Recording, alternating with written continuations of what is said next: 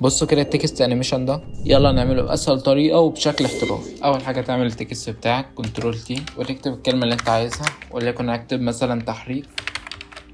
تضغط على اللاير، تعمل كنترول الت هوم كنترول هوم. ممكن نكبر بس التكست شويه.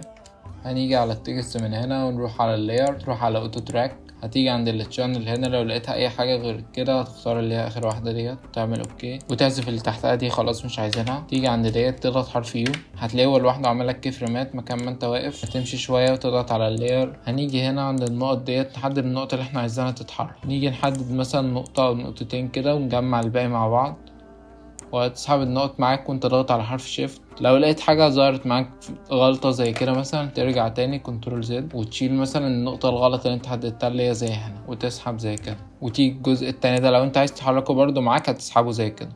ممكن هنا انت تصغر حجم التكست بتاعك لو انت بعدت شوية. نفتح السكيل مثلا نصغر شوية، هتلاقي معاك الحركة عاملة زي كده.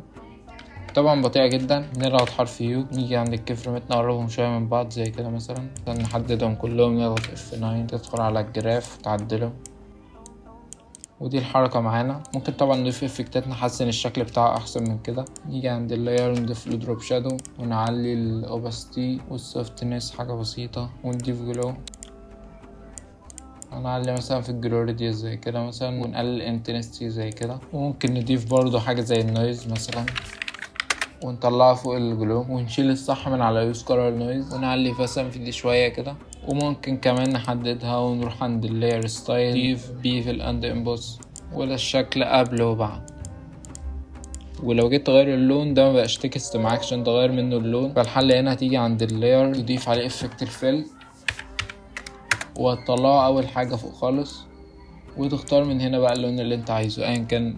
تختار لون ايه، احمر، ازرق، اصفر، على حسب ما انت عايز، ويبقى زي كده معاك. وبس كده. متنساش تعمل الاشتراك في القناه لو عجبك، ولو في حاجه حابين نشرحها بعد كده ان شاء الله ياريت تكتبولي في التعليقات وبنشرح الفيديو الجاي.